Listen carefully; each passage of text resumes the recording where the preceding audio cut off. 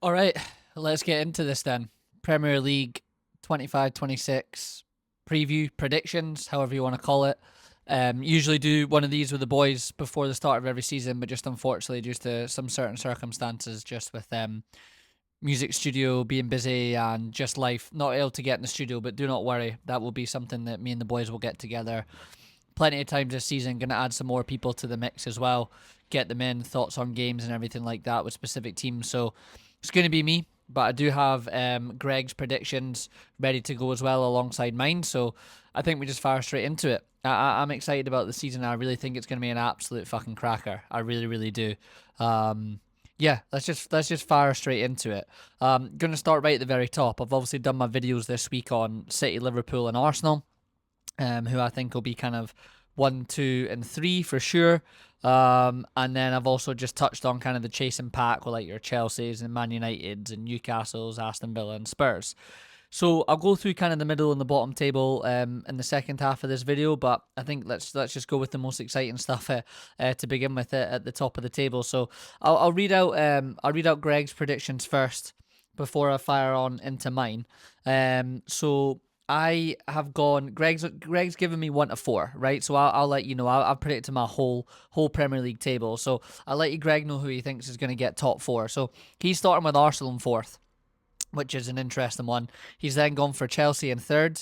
Pretty confident Chelsea will be decent this season. I think they'll be a surprise as well. He's then put Liverpool second and Manchester City to win the league again this season. So not too dissimilar to mine, to be honest. His team to watch this season, he said, is Aston Villa. He thinks they could go on and win the Europa League. Decent shout. I think there'll be a lot of focus on that from Villa this season, which is why I've actually put them a little bit lower down in my league table. But that's huge for them. He thinks player of the season this year will be Cole Palmer. Don't think that's a terrible shout. It's obviously he's one of the best players in the league. And in relegation, he's gone for Sunderland and Wolves to be relegated alongside Brentford. So we've got Leeds and Burnley staying up, according to Bean. So we don't have all three of the teams going down, which is interesting. And I like it. I like it a lot. I'll read you guys out mine, and then I'll kind of give my thoughts and everything, and break it down a little bit. I'm gonna go start with fifth, just because I think obviously fifth gets you a Champions League spot. I'm pretty sure again. I'm sure the English teams will do well in the Champions League this season in Europe, so I think fifth will get you a Champions League spot. I've gone for Man United in fifth. Yeah, unfortunately, do not want them to be in fifth place, but I think with one game a week, I think at this level, a manager who seems to be as good as Amarin can be with what he's done at Sporting.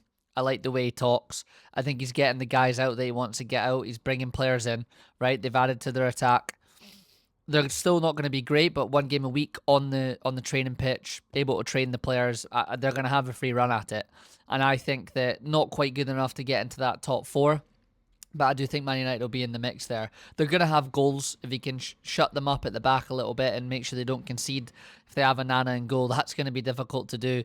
The defence is a bit rocky, but it's more time to coach his system, his style of play, his philosophy, and get it in there. So I've gone for Manchester United getting in fifth. I'm sure Ali and all the other Man United fans will be loving that.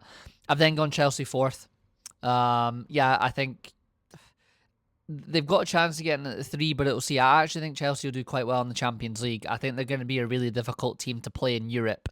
I think they'll really relish that. I think Cole Palmer will obviously really relish that. The likes of João Pedro and stuff. They're dodgy at the back, which is one thing. I don't like the keeper. I don't like the defence too much. But obviously, with Donnarumma on the move at the moment, Chelsea's definitely a club that could look to go in and get him. If I was Chelsea, I would go and get him. Look, I think Donnarumma makes a few decent errors, but he's got qualities to be an absolute high level goalkeeper, obviously. And I think if Chelsea want to splash the cash and they want to go get him, or Manchester United, for that matter, that could be a real game changer for both their seasons if they have that level of goalkeeper in there. So I think watch out for Chelsea in Europe as well. I've gone Arsenal third. As I was writing that down, I don't know. Part of me really wants to put Arsenal first because they actually have a lack of change. They've signed Gyökeres, and I've talked about the pressure that's going to be on them and the pressure that's going to be on Arteta. And if they go through a bad run, does he get through it? But if they don't go through a bad run and they're doing well and they're in the mix, not a lot's changed for them, right? Not a lot's changed for them. I still think they might add Eze before the end of the window as well, and I will do a revised predictions come the end of the window. So yeah, I the least changed out of City, Liverpool, and Arsenal is them, and that as we seen with Liverpool last season, that sometimes can be an absolutely great strength. And Gyökeres is going to get the chances. He is going to get the chances. Like, Arsenal aren't going to be, a full-on defensive team. Even when they have the ball, they still go forwards and they attack. But yeah, I think. But part of me thinks this could be Arteta's year to do it. And again, I hate to say that, unfortunately, because they're fucking annoying. I'm sure LT, if you listen to this, mate, you'll enjoy that, and any other Arsenal fans. Very annoying last season and the way that they act sometimes. But I don't know. There's a slight part of me that thinks Arsenal, but I have put them for third. I might come back in my revised predictions once the transfer window shuts and switch them around. But Arsenal third. I've gone Liverpool second, probably just because I don't want to put Liverpool first and it'd be wrong. But to be quite honest with you, I just think there's a lot of change at Liverpool, both on the pitch and off the pitch. And I know Arne Slot has been good at that. And that's what he did at Feyenoord, and he was used to that, and he was able to make it work. It's a different league, it's a different level, there's a different pressure on you. So I just think there might be a little bit too much of change there for Liverpool. I, however, do think that they need to get the balance right as well defensively. He's gone very attacking with like Kerkez and Frimpong as the wing backs.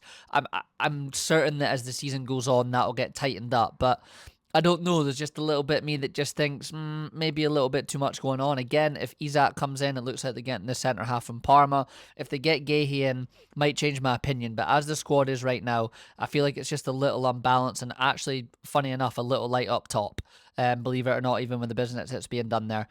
I think Liverpool could have a season in the Champions League, and I think that's what they should be aiming for. Of course, to retain the title, I want that. But I think they showed last season they're one of the better teams in Europe, top two for me, with PSG, who fortunately won on penalties last night in that Super Cup game.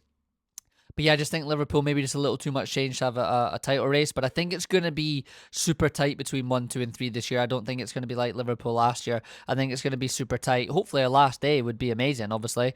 And then I've gone City to win the league title. I just think that I was reading a little article from Guillaume Ballet about Pep Guardiola and how he seems refreshed. His friends are saying he's refreshed.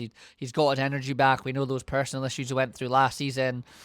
Just a dip in everything, players injured and everything like that. He's brought in Pep Linders, who, as I've said before, is going to bring energy and intensity and youth and new ideas, and probably allow Pep to step back from the training pitch a little bit as well and kind of take on a bit of a different role. So yeah, I just think the defense is isn't great. I think Aït-Nouri is a really good signing. I think he'll add to them going forwards, but they've still got like Mateus Nunes at the back.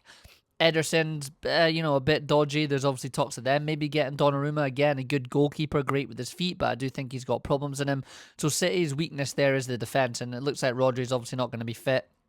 Rodri's really not going to be fit until we approach kind of October, November, Christmas time, is he, right? So, but Reinders is meant to be a really good centre mid. I'm excited to watch him play.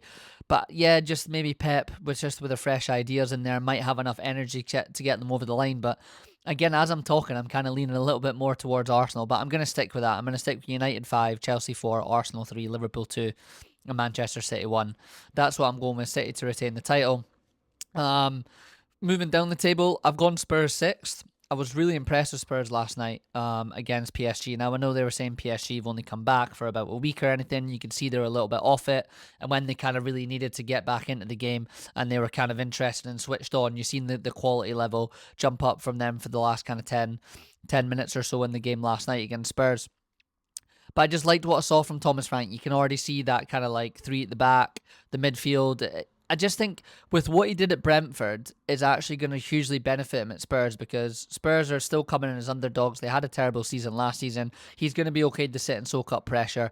And by the way, my player to watch this season, not player of the season, but player to watch this season, is going to be Mohamed Kudus.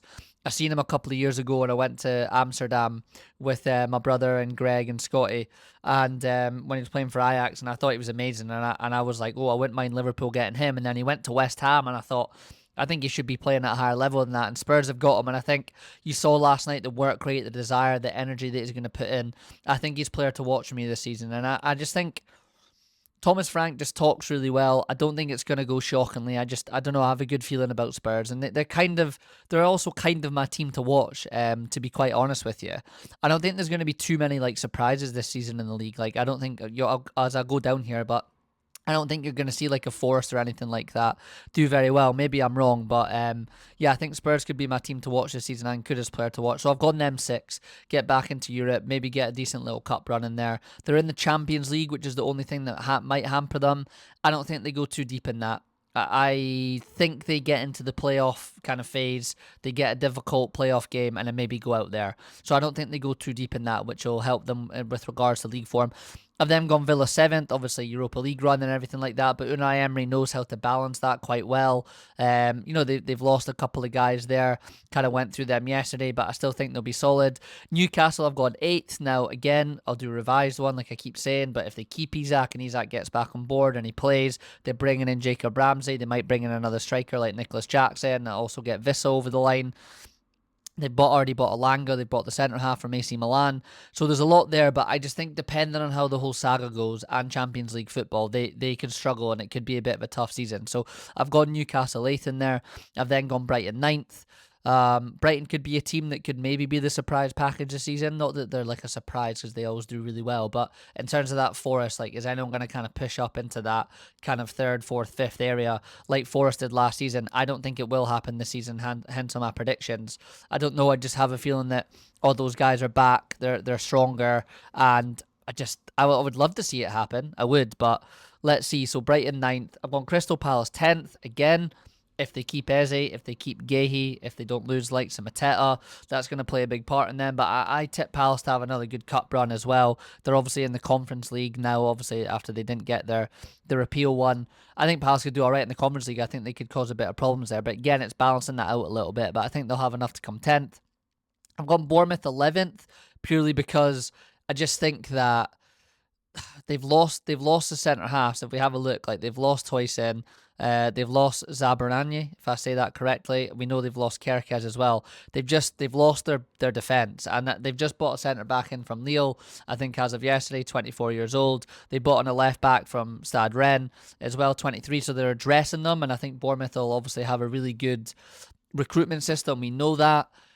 I just think they'll struggle a little bit. It's hard when you get cherry picked, and I'm always a bit wary of that. I mean, they've had an income of 186 million euros this summer, and it says they've spent about 77 million euros on those players I just mentioned. I really like Arillo as a manager. I think he'll get an opportunity elsewhere, maybe after this season if they can do well again. But yeah, I just think Bournemouth might just struggle a wee bit to keep things going there, and with losing those players. I've then gone Forest 12th. I just don't think Forest will. They're in Europe as well, right? And I just think that, yeah, like that style of football was good to see. It was nice for a change, for a change, a bit of difference. I don't see it working as well this season. Teams will have played against them. They've lost a lot of pace in Alanga up top. I just don't see it working as well again. Not that they're going to be shit, but I think they'll come about 12th in there in the league. Moving on from that, I think Everton will come 13th. They've obviously signed the likes of Jack Grealish, which is really good. David Moyes just knows what he's doing. New stadium, will that help them? Will it not help them? But I think Everton should be sounding Moyesy there in charge. I think we've seen what he can do there. He knows how to just get points on the board in the league. I don't think they'll float around relegation again. I think they'll be absolutely fine. I've then gone Fulham in 14th. Not a lot going on with them. Talks of Mooney's leaving. They just kind of float around there. They're always difficult to play against, but I don't see too much really happening with Fulham. I think they'll be in and around that mix. And I wanted to pause there as we go from 15 to 20 because I'm going to be quite honest. Between this 15th to 20th, depending on how good Burnley, Sunderland, Leeds do when they come up and how they look and how they adapt and how the managers do, I think any of these other teams could be in trouble. So, for example, I've put Wolves 15th. I just think losing Cunha and Aït-Nouri is too much. They've really lost their star players. I actually think they might finish lower than that, to be honest. But again, this is what I'm saying. Any of these teams there. West Ham, I think, are really going to struggle. I don't like Graham Potter. It's a bit boring. Sorry, Graham Potter, but it's just a little boring. It feels a bit flat. Like, I don't think he would motivate me. I think he's one of those coaches. It's all about kind of like style of play and like where's the substance to it a little bit. Personally, I think West Ham could be in a bit of trouble. Sorry, AJ. Sorry about that, mate. But I said that about 3-4 years ago, and I was a bit too early on it. But now they've lost like Kudus. I know Bowen's there. They're bringing in Callum Wilson. Like, cool. Like, yeah, like he played in the league, but he's older. He's gonna get injuries and that. I've then gone Leeds 17th. I don't know, just Ellen Road be difficult. The only thing is I don't like Daniel Farke there in the Premier League. He struggles with that. He's showing that he doesn't really know what he's doing. And then to go down, I've put Brentford. Losing in Buemo. Gonna lose Vissa, it looks like. Keith Andrews has come in charge. I've watched a few videos on YouTube of him doing the training and pre-season and that. It looks like a good guy, hugging the players. The players are smiling, they're laughing. Of course they are. I don't know. I think it just might be time. But Brentford are a bit of that kind of money ball, and they do a good job. I mean, they have brought in a few guys who I have absolutely no idea about. You can see here, Kelleher coming in goals. I really do like Kelleher. They brought Henderson in. That's just going to be pure experience at 35 years old. They brought in a right back, and they brought in an attacking midfielder, a 20-year-old from Feyenoord, Malambo, if I say that correctly. No idea about him, but Brentford are not dumb in the transfer market. So is that going to be enough? I don't know if Keith Andrews lasts the season, and I think they could be in a bit of trouble, to be quite honest with you, Brentford. It could be one season too many for them. Unfortunately, I've gone Sunderland 19th, Jacko. If you listen to this, mate, and you get to this point, I don't think good enough, to be honest. I think it'll be great having the Stadium of Light back in the Premier League. That could be something that keeps them up, gives them a bit of energy. They're going to have to learn to harness that. Obviously, the Sunderland-Newcastle games will be amazing, but I just don't think they'll have enough. And then I've just gone Burnley bottom. They played a very defensive approach in the Championship last season, which might give them enough to stay up. But I don't know, Scott Parker, again, don't mind him. Kind of has that feeling that he's a high-level Championship manager looking to try and break into being a Premier League manager, and I don't quite know if he's got it yet. So I do think they're going to come bottom. I think that's the whole league. Take a little deep breath here, have a little sip of water for that. But that's my predictions. Let me know your guys' thoughts. Let me know your thoughts in the comments. Message me if you think any of them are rash. I don't really think there's anything rash there. I'm not trying to go for sensationalism, hence the reason of the subscription service. It's more about, do you just like the content? I'm just going to come at you with honest thoughts and opinions. My player of the season is going to be Reinders at Man City. I don't know why. I just have a feeling. I've watched some videos on him. I've read a few articles on him. Just think he could be the next kind of midfielder in there, and that's the area that Pep likes. Kind of in there. To go back on the City, I did say this in the video, and again, it depends on what happens in the transfer window. Do they have enough on the wings to get goals this season? Like, Doku's a bit wasteful. Foden had a poor season. Chile's going to be better. Haaland's obviously going to score. But yeah, that could be another thing for City. But for me, Reinders, player of the season for Man City. Well, player of the season for the league. I think he's going to be the most standout. What I did want to do, which I've not even loaded up, poor me, is do a little preview of the weekend that's coming up. Premier League fixtures. This will be something that I'm going to do for free. That'll be up every Thursday or Friday on YouTube, just depending on what the fixtures are like during the week, if there's midweek fixtures and stuff like that. But this will go for free on YouTube. We'll have a look at the games, kind of talk about results, maybe do some score predictions, things like that. So let's just start it where we start with. It's Liverpool against Bournemouth at Anfield.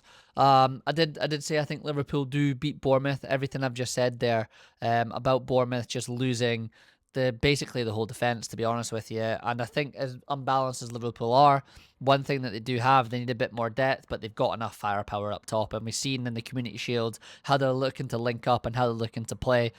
Too much for Bournemouth for me there. Maybe concede a goal just with the balance not being good enough, but I'm going 3 or 4-1 to Liverpool in that game. I don't see there being a shock.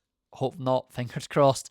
They are just, they'll be good going forwards, Bournemouth. They're going to be hard, they're going to run, but I think they'll give Liverpool too many chances. I think we're going to see a lot of good stuff from Florian Wirtz all season, but especially I think tomorrow night, or tonight when you guys listen to this, we'll get that on the Friday night. I'm just going to go through the TV games first, and then we'll go through the rest after that. Wolves at home at City at 5:30.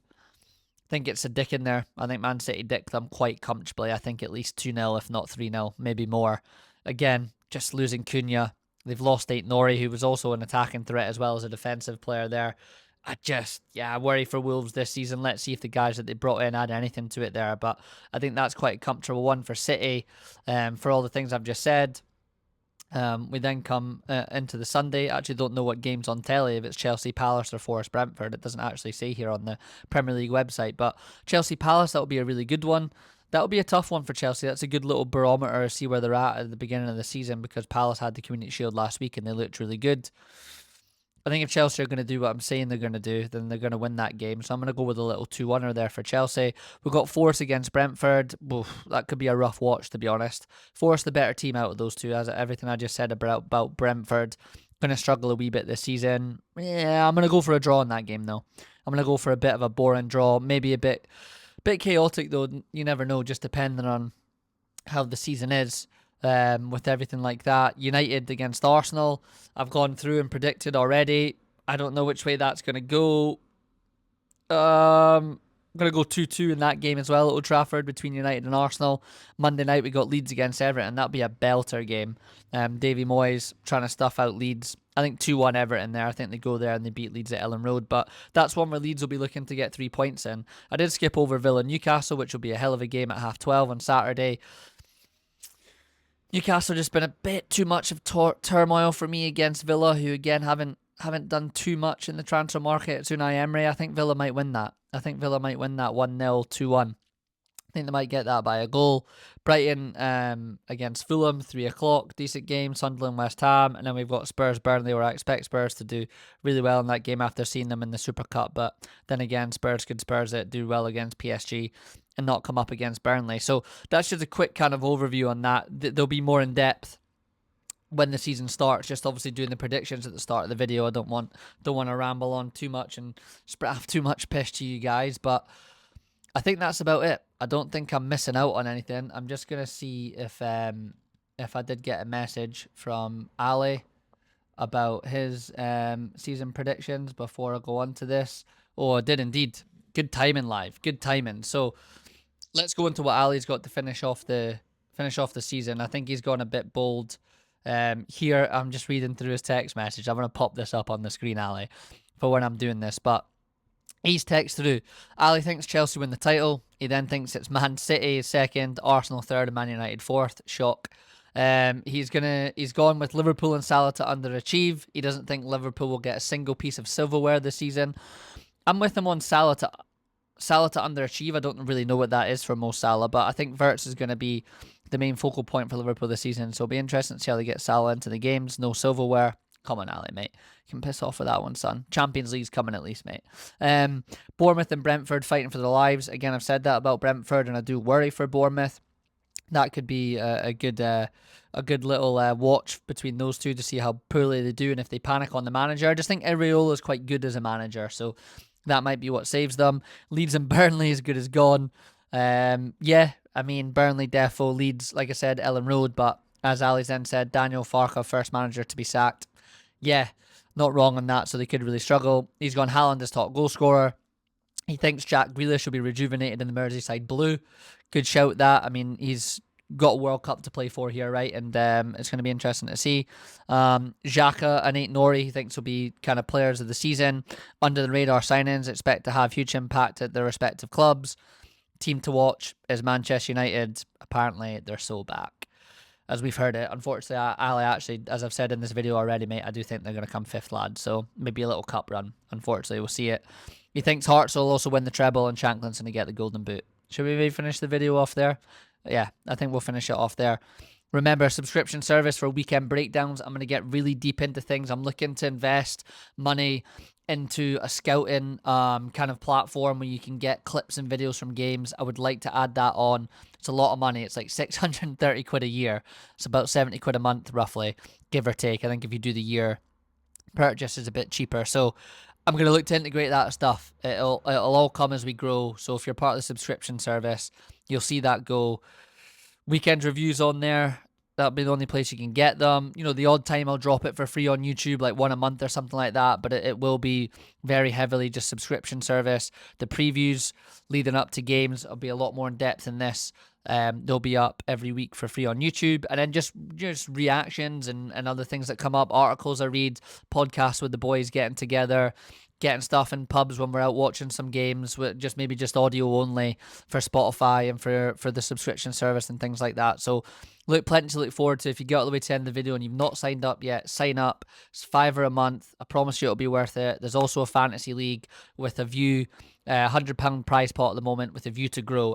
I've already got about 6 or 7 people in the league, not including myself. So if we can hit that up to about 10 people, that would be an amazing start to the season. And as we grow, share it with your friends, share it with people, show them what it's about. If you like it, show them the videos. and we can get them signing up. And even if they're not part of the Fantasy Football League, which you don't need to be on the subscription service, that still adds to the pot of subscriptions, which means the fantasy service can grow. Merch giveaways, all of that stuff to come. But I'm getting ahead of myself. I've got so many ideas in my head that I want to do now, but it's just about time and it's about patience. So yeah, that'll do us. I'm so fucking excited for the football to be back. I cannot wait, and it all kicks off at Anfield at 8 o'clock. Let's get after it. As always, have a good one. Peace.